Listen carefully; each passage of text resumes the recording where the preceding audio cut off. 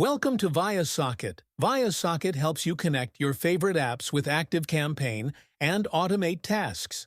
Like when a new contact is created in ActiveCampaign, send a message to Slack, connect the client to WhatsApp, or create a new record in Airtable. With viaSocket, you streamline your process, save time, and boost productivity.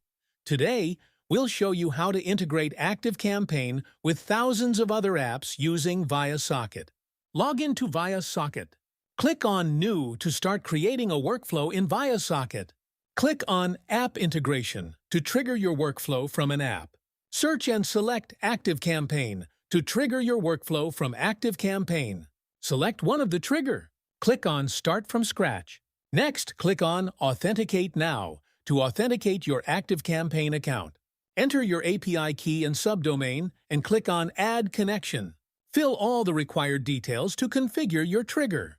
Next, click on Test to get sample data. One of the contacts from ActiveCampaign will appear in viaSocket. Click on Update to save ActiveCampaign as your trigger.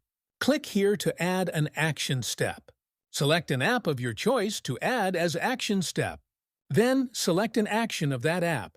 Click on Select an Authorization. Select from your previous authorizations or add a new authorization. Fill all the required details to configure your action steps. Click on the plus icon to map data from your ActiveCampaign trigger. Search the data you want to map and click on Use It. Finally, click on Test. Finally, click on Save to save your action step. Click on Publish to publish your workflow. This workflow will automatically send Slack messages for new contacts added to list in ActiveCampaign. This is the automatic message in Slack triggered from ActiveCampaign.